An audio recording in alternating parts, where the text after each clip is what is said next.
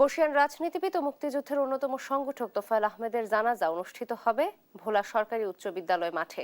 এ নিয়ে আরো জানাতে সরাসরি যুক্ত হচ্ছেন সহকর্মী ছোটন সাহা। ছোটন, জানাজা নিয়ে সবশেষ কি তথ্য আছে, কখন অনুষ্ঠিত হতে পারে, জানাবেন বিস্তারিত। নাভিলা, আমি রয়েছি ভোলা সদরের দক্ষিণ দিগলদি ইউনিয়নের কোরালিয়া গ্রামে। এখানে বর্ষিয়ান রাজনীতিবিদ তোফায়েল আহমেদকে তার বাবা মায়ের পাশেই শায়িত করা হবে এবং সেই কবরস্থান নির্মাণ কাজ চলছে। আমরা যদি ক্যামেরার মাধ্যমে একটু দেখাতে চাই, আমরা আরও যে তথ্য পেয়েছি, ঢাকা থেকে তাকে ভোলাতে আনা হবে এবং ভোলা সরকারি বালক উচ্চ বিদ্যালয় মাঠে তার প্রথম যে ভোলার জানাজা অনুষ্ঠিত হবে এবং সেখানে তাকে রাষ্ট্রীয় মর্যাদায় সম্মাননা দেওয়া হবে। এরপর তার মরদেহ নিয়ে আসা হবে গ্রামের বাড়িতে। সেখানে আরেকটি জানাজা অনুষ্ঠিত হবে। এরপর তাকে এখানে এই কবরস্থানে বাবা মায়ের পাশেই তাকে শায়িত করা হবে, এমনটি পারিবারিক সূত্র থেকে আমরা জেনেছি। এবং তোফায়েল আহমেদ 1943 সালের 22 অক্টোবর কিন্তু জন্মগ্রহণ করেছিলেন এই গ্রামে এবং এখানেই তার বেড়ে ওঠা। এই গ্রামেই তার বেড়ে ওঠা আমরা জেনেছি। এবং এরপর 1970 সালে তিনি প্রথমবারের মতো সংসদ সদস্য নির্বাচিত হয়েছিলেন।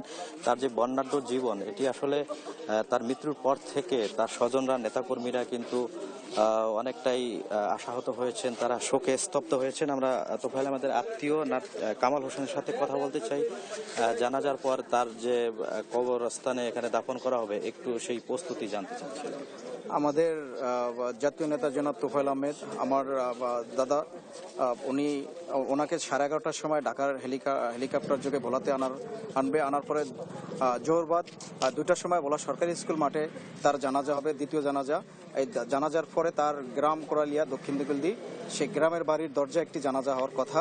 সেই জানাজা শেষে সে যে জীবিত থাকা অবস্থায় যখন বলে গেছে যেখানে মাটি দিবে তার বাবা মায়ের কাছে, সেখানেই সকাল থেকেই আমাদের ফজর নামাজের পর থেকেই তার কবরের কাজ শুরু হয়েছে। মানে যেখানে সে জায়গা জীবিত অবস্থায় দেখে গিয়ে গেছে, সেখানেই তাকে দাফন করা হবে। ধন্যবাদ। যেমনটি শুনছিলেন, একটু তথ্য যুক্ত করতে চাই। দীর্ঘদিন ধরে ঢাকার স্কয়ার হসপিটালে কিন্তু তোফায়েল আহমেদ অসুস্থ ছিলেন এবং গতকাল বিকেল 3টায় সেখানে তিনি শেষ নিঃশ্বাস ত্যাগ করেন। এরপর থেকে তার মৃত্যু সংবাদ ছড়িয়ে পড়লে কিন্তু নেতাকর্মীদের মাঝে শোক বয়ে আসে এবং নেতাকর্মীরা কিন্তু ছুটে এসেছেন।